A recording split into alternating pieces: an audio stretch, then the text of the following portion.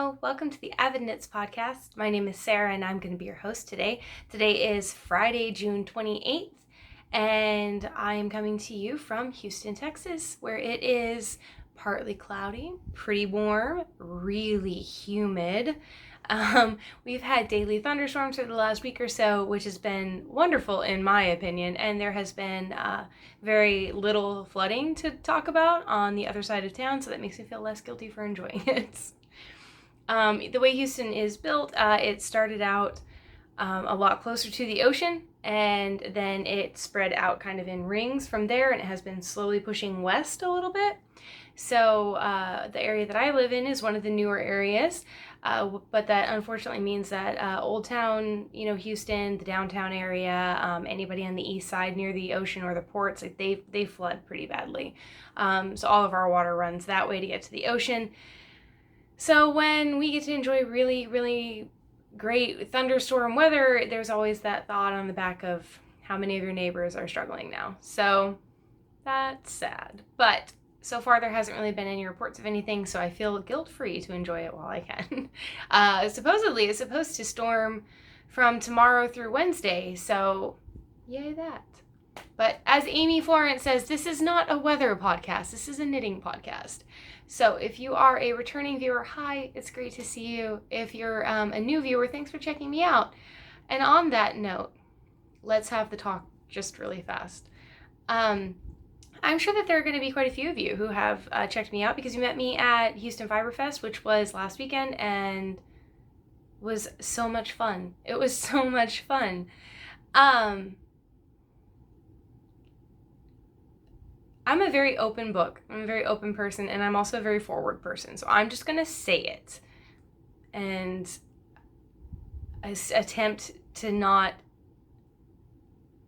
I don't believe in sugarcoating your words. I believe in being eloquent, but being firm with what you're going to say. So here I'm going to do it. I 100% support an area that can be safe and can be inclusive and can be diverse and can be open to everybody. Now, the paradox of that is to say that it cannot be open to everybody if part of the community thinks the other part is invalid or should not exist. I am an odd duck in a red state in the middle of the Bible Belt, as I am not Republican or necessarily very conservative, and I'm not religious in any sense of the word. However, just because I'm not either one of those things does not make me unintelligent and does not make me unversed in that side of politics or religion. I have been horribly disappointed by the religious conservatives who think that it's perfectly fine to remove a woman's ability to choose whether or not she will have a baby because abortion is wrong, but leaving 3,000 children in detention centers ripped away from their parents who came here simply to find a better life is okay. Not only is it okay to separate those children, but it's okay to leave them in detention centers without the basic necessities needed for good hygiene or health or care. And with the reports that are coming out about the amount of children who have been harmed, we'll say harmed, by ICE agents or immigration staff, I expected there to be a bigger outcry. I expected religious conservatives to hold the pussy-grabbing person on the podium accountable. And that has not happened. And because it has not happened, private sites like Ravelry are having to take a stand against it. You cannot be a Trump supporter and not be supportive of these policies. Trump is not being forced into a position of having to separate children from their families at the border or to stand and be neutral about racism because the Democrats have made him do so. His very liberal usage of that executive power is testament to the fact that he does not need the Democrats, and the Democrats cannot hold him down. He is the president of the United States.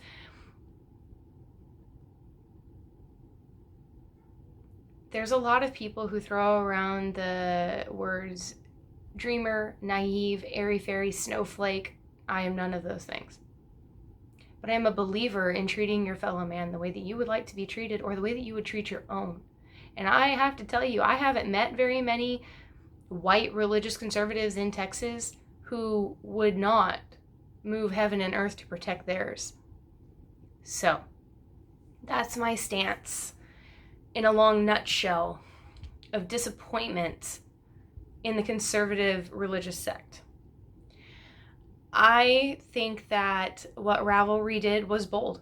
And I think that sometimes I flip-flop, I do it too, you guys. I do it just like you do. I flip-flop on, is banning Trump really the same thing? Like, could we have used different words instead of just Trump? Because it didn't begin with Trump, you guys. Like, Trump is a symptom of a problem in our nation. There's a reason he was elected.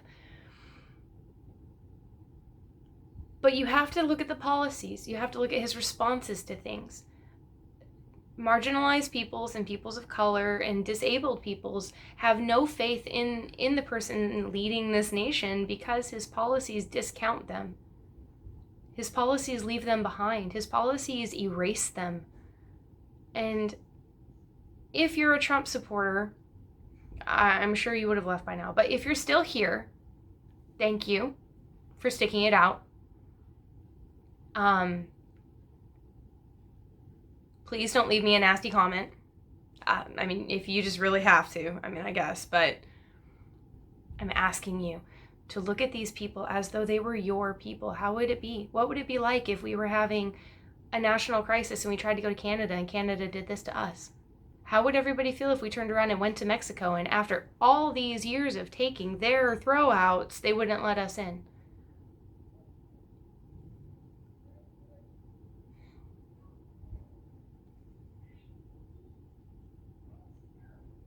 Comments are going to be moderated. I'm asking you not to be jackasses. But I'm tired. I'm tired of having to explain to my 8-year-old what is going on the TV and in the news and why we're letting it happen, when I spend so much time and I receive so many compliments on his kindness and his compassion and his well-mannered and ability to speak. I receive all these compliments on this person that I am trying to form. But then we turn on the news and I have to explain to him why nobody else gets to do it or has to do it, but he does. And it's being a parent right now is a hard road to hoe, you guys. It really is. And being a parent of a child who is of mixed race is especially difficult. If you are a white person in this nation, please stop making my life difficult. It sucks. Just because white has been the norm for all of these years. Okay, I'm about to start lecturing you, I'm sorry. So, that's my stance. If you're still here, I assume you probably knew most of that. Thank you for letting me get it off my chest. I appreciate it. It's been a long week over here. It's been a long week. If you're here listening to me and having anything other than a shared exhaustion,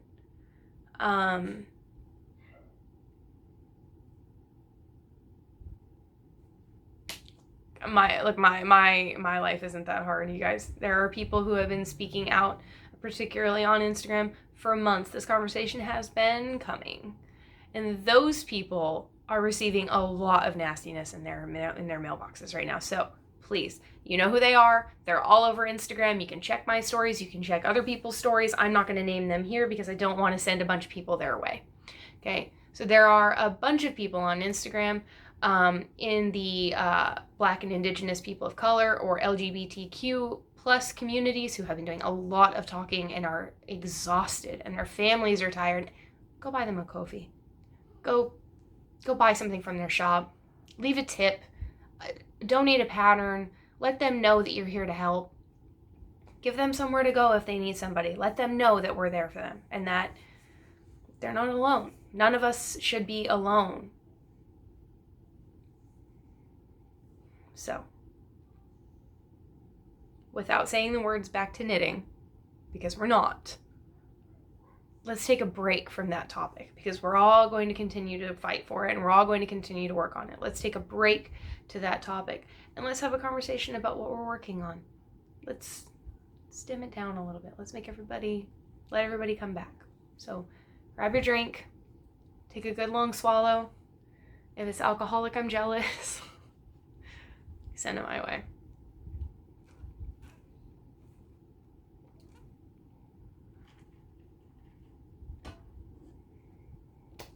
Okay. Last weekend here in the Houston area was Houston Fiber Fest over here in Cypress at the Berry Center. And if you went, that's fantastic. It was a wonderful show this year. We had a lot of vendors. It was a lot bigger than it has been in the last couple of years. I vended at a booth, or not vended, I helped at a booth. Let me rephrase that. Wendy of Amanda Hope Yarn reached out to me a couple of months ago and asked me if I would knit her a sample, and I did. I knit her the Navy Zweig. And it was on display at the booth all weekend. She was very kind to let me put a tag on it. She let me put business cards on her desk. If you need a hype man, Wendy might be it. She talked about me to everybody, which I was so grateful for. And Wendy, if you're watching still, hi. Yeah, I had a really good time. It was really nice to connect with members of my community. It was really nice to see the knitters come out. It was good stuff, you guys. It was a lot of fun. Yeah, so I worked on Friday and walked in, and if you were there, holy cold, I remember opening the front door and being hit with this Arctic blast and thinking, I have a sweater in the car. I know I have a sweater in the car. Please tell me I don't have a sweater in the car. Dang it. Do I have time to go get it? Like, I really thought about it. I don't live that far from the Berry Center. I really thought about going home for a sweater, but I didn't. I worked in a t-shirt all day, and by the end of the day, I think I had a couple hours in the afternoon where it was fine, and we had a steady flow of traffic. It was fine. You were busy, but I would say at about 3:30, like, my fingers started getting really cold. My toes were cold. My nose was cold, and I was not having it. I like to be cold, you guys. But that's because I like to wear my knitwear.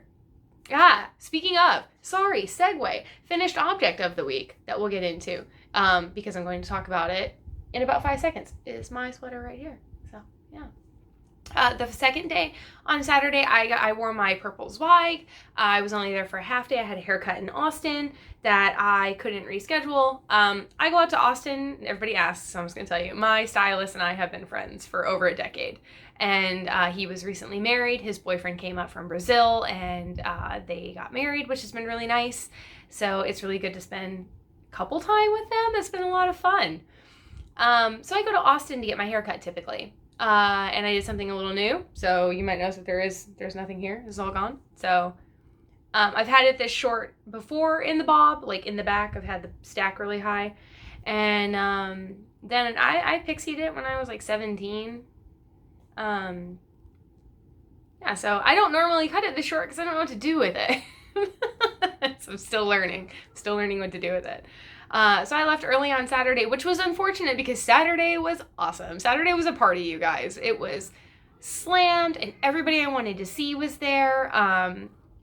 So if you're Portia or Rose or Tanya or I'm so sorry, the other lady that I met, you were there with your daughter, beautiful hair, my son commented on, or if you were in that group, then it was great to see you. It was really fun. They were kind enough to put me in touch with a couple of other Cypress area knitters when I had made a comment about looking for a knit night, and that was really, really great. You guys are the best. I had a blast. I really wish I could spend more time with you. Anyway, what else was I talking about? Oh, yeah. So I left early and we went to Austin and then, we came back. Sunday, I wore my hay sweater. This is the hay sweater by Claire Mountain. It is in lane issue 4. I'm positive. I've linked this several times. I knit it out of Yoth in the Little Brother base, which is a MCN 80-10-10 merino cashmere nylon. It has this beautiful little lace detail on the side that goes all the way up over the arms. It is a drop sleeve construction. The colorway is called Fruit. Annoying little seeds in the middle makes good juice. pomegranate. It's called pomegranate. Yeah, and I used a little over 3 skeins, I think, for my size. Now, I will say about the pattern. The pattern is amazing. I suggest it to everybody. I'm going to put out a very direct call to Miss Clara Mountain of if you could please expand your size range. That would be fantastic, because I am a 40-inch bust and I knit the second to largest size. I think I have about 4 inches of positive ease, maybe-ish. Superwash, I'm sure it grew a little bit. But her sizes only go up to a 47, and you're supposed to have 4 to 6 inches of positive ease, which was difficult to do. It would have been difficult to do for anybody bigger than me, and I'm not the smallest person, but I'm probably about average. So anyway, I worked Sunday, and it was nice. It was calm, it was slow. You get to walk around, do some shopping. Yeah, so there's that. I'm sorry, this is all over the place. I'm so sorry that there's not like a flow to this, but I don't hate them. Sometimes I'll watch them, especially if it was a festival I was really interested in, or if it was a vendor I've never heard of, or I knew that they had done it, but I don't really love the stash enhancement point of podcast videos. I probably really won't do it unless there's something that I just really want you to know about. I am also a very big, I said it before on the podcast, I'm a very big believer in spending your money voting with your dollar, basically. Spending your money consciously in a way that aligns with your values and your beliefs. So, Texas dyers and shop owners have been very...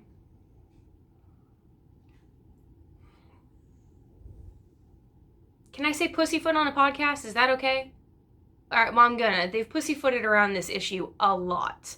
And there's been nobody to take a stance.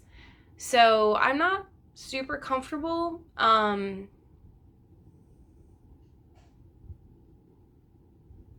I'm not super comfortable with that point right now. I don't know. I know... I realize, you guys, we live in a red state. You know, if you're going to turn around and say that conversation about Donald Trump is not allowed in your shop, you know, people are going to be upset about it. But, you know, at the same time, I've worked at a lot of yarn stores, you guys. Politics is a heated issue. Politics and religion, for some reason, it's something that we just can't be nice about. And I think, honestly, it's like sex. We don't talk about it. We don't talk about it. We don't educate anybody about it. If we would talk about it and educate about it, it wouldn't be so weird, and it wouldn't be so private, and you wouldn't feel like your personal self was being attacked. Your politics are the foundation of your beliefs. And anybody who thinks otherwise hasn't examined themselves very well. As sucky as it is, you can't always choose what just works for you. It has to work for a community of people. And I know I'm going to get a lot of like communism and socialists, blah, blah, blah. I know. But I do think that there is a way. There is a way to take care of your people. There is a way. And that's all I'm asking.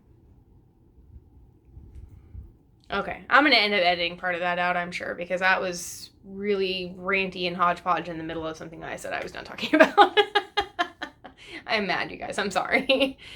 Probably not the best day to podcast about it, but yeah, if I didn't do it today, then I wasn't going to do it, and I did want to make sure that something was said. So, a couple of things that I am going to share with you about Stashquisition are brands that is a brand that I feel absolutely comfortable backing. Plus, there's a cute little video of my son that I want to put in, and I'll put that at the end. And that is for Paisley Ducky Creations. It's Paisley Ducky, which is a website. It's PaisleyDucky.com. And the maker behind these bags, whose name totally escapes me, but she's on my Instagram, and since I record on my phone, I'll pop it right here. If you're watching, I am so sorry. I had so much fun meeting you, and I don't know, okay? She had a section of her shop called the Panty Raid. You guys, it's a notions pouch, and it's knit to look like bloomers. And knit, sewn, whatever. The point is, it's fabulous. And it has this cute little polka dot lining. And I wanted all of them. It's got little lace trims here and on the legs. And it's just, she had so many. And I love it so much. I love irreverent humor. I really like, I don't like toilet humor. I like irreverent humor. Okay, there's a line. And I really like puns and satire and science nerdy stuff. So I saw a thing on Instagram, and it was a text post or whatever, but it was a gentleman being interviewed on some sort of a game show or something, and he's like, okay, last question. May the force be... And the guy looks at it and goes, equal to the mass times acceleration for whatever for velocity. And underneath it, the caption was nerds versus geeks. This is the difference. And I thought it was hysterical. I thought it was absolutely hilarious. My husband didn't think it was as funny, but that's okay. I don't care. Yeah, so another acquisition that I got at the Fiber Festival was from Mohair and More, who is out here in Texas. And it is a drop spindle. So, the gentleman running the booth did not introduce himself to me, but that's okay. When I went in, I was looking, at the festival, they had what's called the weaving wall. So it's all the weavers and the spinners, and they're doing demonstrations, and they're dressed in, old-timey clothes, and you can ask them questions, and they'll show you stuff or whatever. It was a lot of fun. One of the spinners had a drop spindle, and she was walking around, and she and I spoke a few times, and I had made a comment that I learned to spin on a wheel, but I don't have a wheel. I have space for it. I don't have time. So she had made a comment of, she thought I would really enjoy drop spinning because the drop spindle is portable. You can take it with you. I was like, oh, well, I mean, that seems cool and all. It's something I would like to get back into. And drop spindles are very reasonable. They're in, you can get them anywhere from probably $10 to $70. I mean, just in that range, whatever it is that you're looking for. So mine is a Schacht. It is a high-low, which means I can take this, which is called the whirl. I can take it off and put it down here, which I thought was really neat. The words, I'm so sorry. Oh, the gentleman running the booth found out that it was my first time, and so he was very gracious and handed me a fluff braid of pure blue face luster. And I don't know, he might have given me an ounce, maybe an ounce and a half at least. It's a sizable amount, you guys, but I really, really love blue face luster. It's one of my favorite things to spin, and so I went ahead and I got a 4-ounce bag of it too. I really like blue face luster. I like Tarhi. I like Corriedale. I like Cormo, like the American Cormo is very nice to spin. I like really woolly wools. I've done superwash merino and stuff like that, and I've enjoyed it. It's fine, but it's probably not my favorite. So, let's see. I've got a little pin here from Houston Fiber Fest. This is their 5th year. So there's that. This is Lester. He's the little sheep. And yeah, so my next acquisition is actually attached to a work in progress. So we're going to go ahead and get into works in progress. My first work in progress is my Ripple Bralette by Jessie May. It is being knit out of Countess Ablaze Lady Persephone. It's her blue face Lester. It's her BFL nylon blend in her Tits Out colorway. And so, like I've talked about before, this was for the Tits Out Collective. And that story can be found on her Instagram, on the Countess's Instagram. I'm sure there's a highlight for it. So my next acquisition is from the Angora Moose, and it's this cute little moosey. And I had actually contacted Kayla because I wanted I don't have that bag in here either, you guys. No, I really don't. Oh my goodness. I'll show it on the podcast next time. I had wanted a DPN cozy because I have my sock tips. I have one or two sets, and one of them in particular where it creased like this right here, but I work with the mini twist, so it's the super fine cord. So there's an actual kink in it now. Just from storing my needles. Typically I take my needles and I stick them in my ball of yarn and then I throw them in my bag. Well, if it tends to tip over or something, then this happens, and you know. So I contacted her asking, I have 5-inch interchangeable tips. I'm looking for a way to protect them. Do you think that a 5-inch or a 6-inch cozy would be better? And she wrote me and said she thought a 5 would be fine. Spoiler alert, it's fine, but it does bend a little bit. So I'm going to go back and purchase some 6s. But she wrote me a really pretty little hand note and said, if I needed any help to let her know, she would be more than happy to work with me.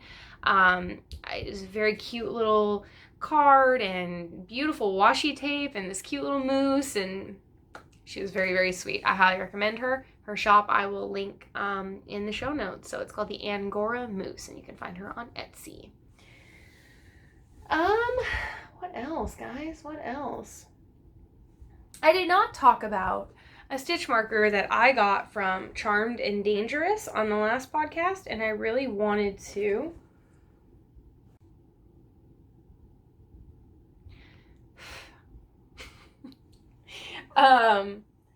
Unfortunately, I don't seem to have that project here, and now that I'm talking about it, I can't think of even what project it's on.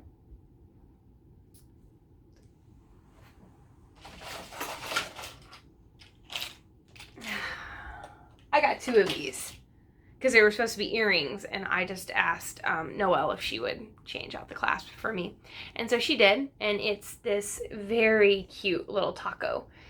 So this one has guacamole on it, and my other one that she sent, she was gracious enough to send me 2 different ones. She sent me one with sour cream on it, so I thought that was really funny. Yeah, so I think that's it. That's all my acquisitions.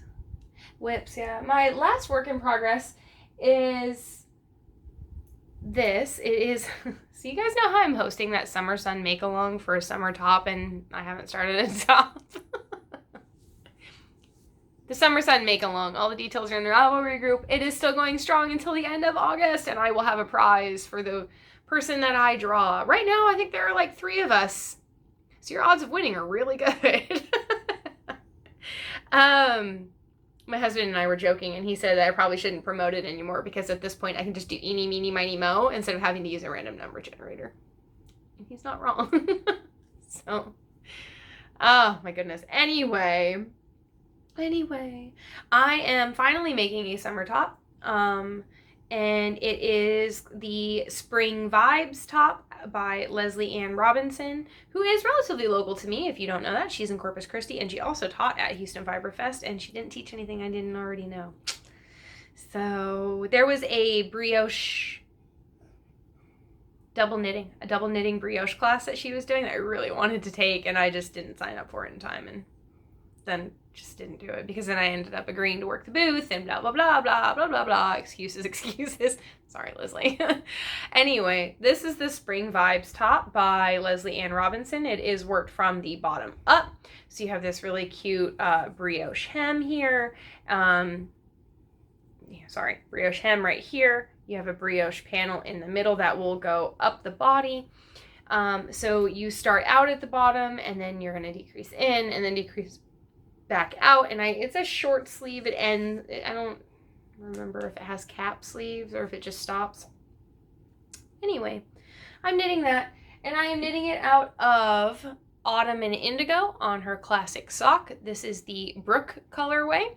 This is a very, very pale blue. It's a nice icy blue. It's very pretty. It's very fun to work on. So yeah, so that's my brioche panel one more time. So I am 2 repeats in, and I have to do 5 on this chart, I think. And I think that takes you up about midway up the body, maybe. So it's coming along. It's doing.